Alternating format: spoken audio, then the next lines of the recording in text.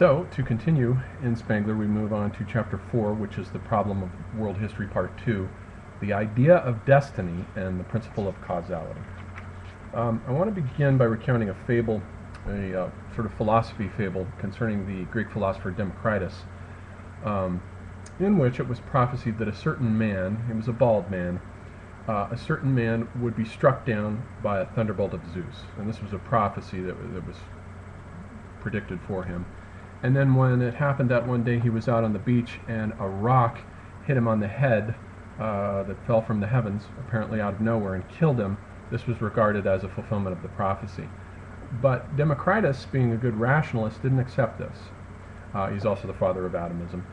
And he went out onto the beach and he found that there were eagles out on the beach who had the habit normally of picking up turtles and dropping them on the rocks below in order to crack them open to get access to the meat inside the shell. And so when Democritus realized that a turtle mistook the bald man's head for one of these rocks, he realized that it wasn't a fulfillment of prophecy at all, but that this could be explained in causal terms. So here we have a fable that's a perfect illustration of the two different types of mentality, the understanding incidents in the world in terms of destiny, the destiny idea, versus the principle of causality. The fact man, the rationalist, can only make sense out of a world picture that is consistent with causes and effects, which skid over the surfaces of things and produce a world of unfolding causes, but can't, according to Spengler, ever touch the depths. That has to be left up to the physiognomist, the poet, or the artist, who thinks in terms of visions, not in terms of concepts or mathematics, but who thinks in terms of visions and feels the pulse beat rhythm of destiny as it unfolds through time. And destiny has to do with time, whereas causality has to do with space, as Spengler puts it. And destiny, causality cannot be spoken of whatsoever. Causality has nothing to do with destiny. The rise of the sun does not cause the night. The day, because it comes before the night, does not cause the night any more than it can be said that youth is the cause of old age, or the blossom is the cause of the fruit. These things simply happen. They unfold morphologically outside the realm of causality, which cannot touch them.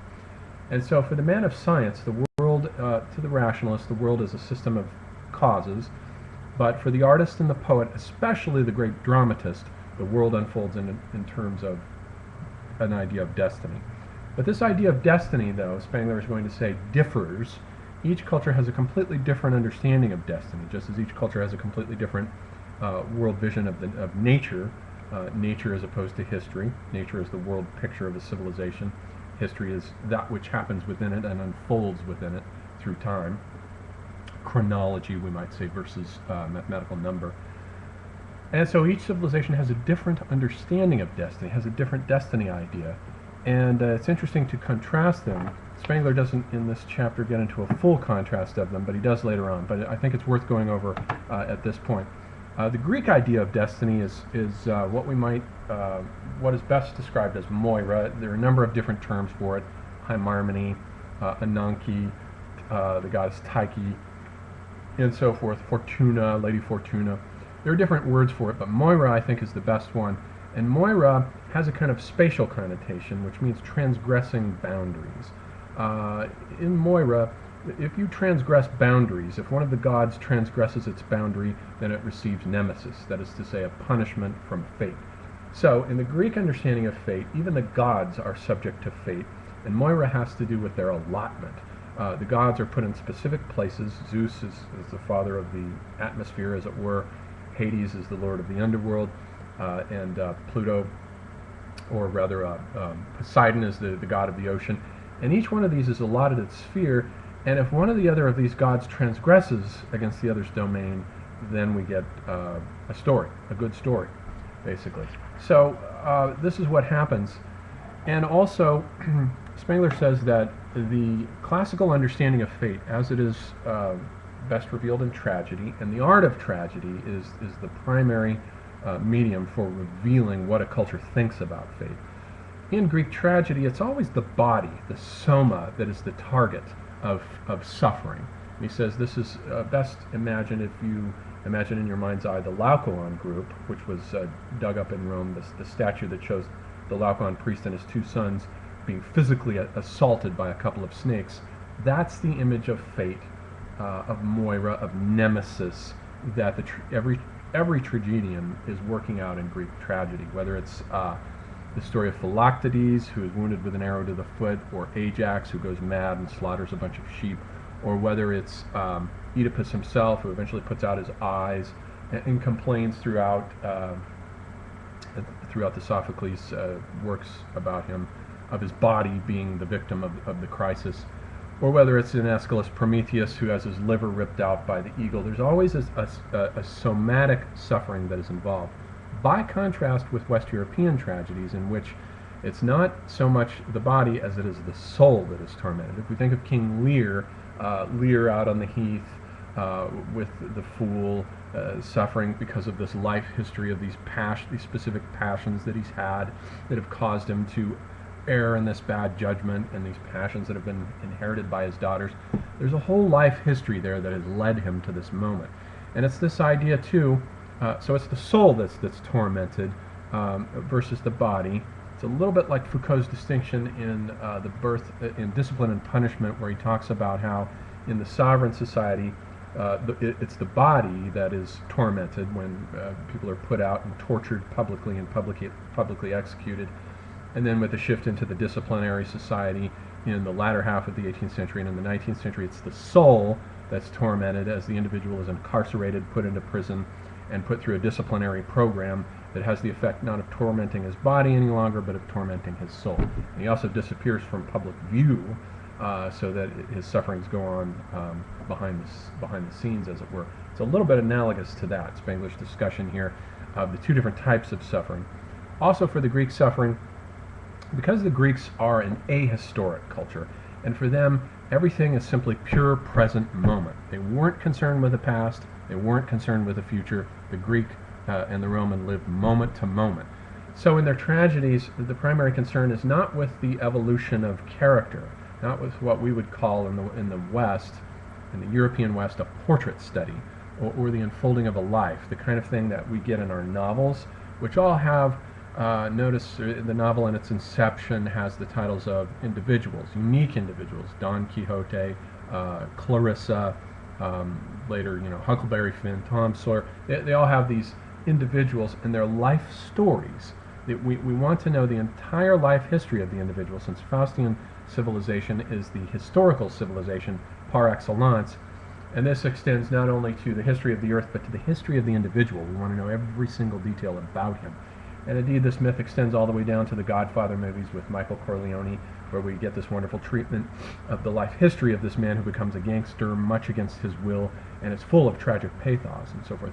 It's in the Godfather films are in the grand Faustian tradition of the portrait study that Spengler is talking about here. Whereas for the Greeks, the idea is incident. Oedipus just simply stumbles, as it were, upon a situation that befalls him, and it could just as well have befallen anyone else. There's nothing intrinsic about what happens to Oedipus, to his character. It's not a function of his character or his life history. Same thing with the Prometheus character in Aeschylus. It's the purely present moment of his suffering right now. What is happening to him, what has befallen him right this very moment, that is the essence of the classical tragedy. So it's a tragedy of incident and a tragedy of situation, and the suffering unfolds from that, whereas the great tragedies from Shakespeare on in the West have to do with the unfolding of a life through time. The Western understanding then of destiny can be captured by the old Germanic word for destiny, weird, and this is a word that first appears in Beowulf. When Beowulf goes out to fight the dragon at the end, it says he went out to meet his weird. Weird is a word that turns up in Shakespeare in Macbeth as the three weird sisters, who are meant to be, of course, the three fates, but except now they have the connotation that they appear to Macbeth to predict his destiny, almost as though they were components of his own self, of his own personality, that announce his destiny to him. And weird is etymologically related to the German word werden, which means to become. Jung called the individuation process Menschwerdung, the becoming, the individuation process. And for the West, destiny unfolds out of one's self, out of one's character. As Schopenhauer says in his essay on fate, Nothing can happen to the individual that is not functionally related to his character. Who he is determines what happens to him. That's the basic Western Faustian idea of fate as weird. Then in between these two civilizations, of course, we have the Magian civilization with the Arabian understanding of fate as Kismet. Kismet is fate that comes directly from God, whereas in Moira, even the gods are subject to fate. With Kismet, fate comes directly from God. Job is the great sufferer, and as Spengler will say in another passage, Job is really the only text in the biblical tradition that even approaches the pathos of great tragedy amongst the Greeks and the Europeans. Job simply suffers. His kismet, his fate is inflicted on him, and he simply suffers, and he has to submit to the punishment inflicted on him by God. Exactly as in the phrase Islam, which means submission, and you submit to the will of Allah, and your fate, you put your fate in his hands. The will of Allah, inshallah, as Allah wills it. So that's the basic destiny idea in the Magian civilization. In the Hindu civilization, the idea becomes karma. And notice that in the Indian civilization, the karma idea extends the causes of fate, if we can speak of destiny in a causal way. The causes of fate extend actually back into the afterlife. They extend into the afterlife and to the previous life before, which carries the causes of what happens to one in this life. So fate does not just originate in this life, as it does in Faustian culture, but it actually comes out of the subtle body that has accumulated karmic sedimentation deposits from previous lives and that continue to unfold in this world. It's a very different destiny idea. Consequently, for the Hindu, great tragedy doesn't really exist as an art form so much because if it's known, if your ontology, if your paradigm is simply that whatever befalls this individual is simply going to be reincarnated and come back again, then there's no real sense of pathos, of tragedy, of the sense of the once only and never recurring phenomenon of this particular individual. The Hindus lose that with this different kind of fate idea. So great tragedy doesn't work very well in their system, and indeed the Hindus generally, traditionally anyway, I don't know about today, have not cared much for Western drama, Western tragedy, for precisely that reason, because it doesn't take reincarnation into account. And so those are the kinds of different destiny ideas that Spengler will talk about in other passages of this book. Most of them are not discussed in this particular passage, in this particular chapter, but those are the main ideas of the differing destiny ideas of each of the cultures. What he does go into more detail into on this chapter is how he goes into how the different cultures conceive of time, and how, because destiny has to do with time and unfolds out of time organically with organic inward necessity, how the different aspects of a culture's temporality predisposes it towards the creation or not of clocks and calendars, which I find very interesting here. He says that true to the ahistoric nature of classical man, they didn't use clocks, and they weren't interested much in any other kind of timekeeping at all. The way the classical man told time was simply by the length of his shadow. And they didn't care much for water clocks or sundials, both of which were used by the intensely historical civilizations of both Mesopotamia, which used the sundial, and Egypt, which used the water clock. Those are intensely historical civilizations.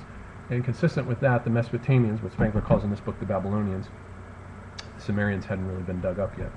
What he calls the Babylonians invent their entire system of astrology as a basic sort of gigantic cosmic calendar that maps out the world fate of each individual. The Greeks, Spengler says, weren't interested in that, and astrology does not enter into classical civilization until very late, during the Roman imperial period, when it starts to come in, and with the Stoics, Posidonius and so forth. It didn't interest them. And most of their gods, as a result, are not star gods, the way the Babylonian deities were. They're not star gods. They're gods of the pragmatic world, of home and hearth and house and place. They're very specific, concrete, earthly, this-worldly. Very careful, in other words, to eliminate any sense of distance, either in time or space. And he says that Julius Caesar's calendar reform is almost an attempt to liberate the classical mentality from its anti-durational will, because he shifts, as is well known, the calendar to the calendar that we have inherited from that to this day,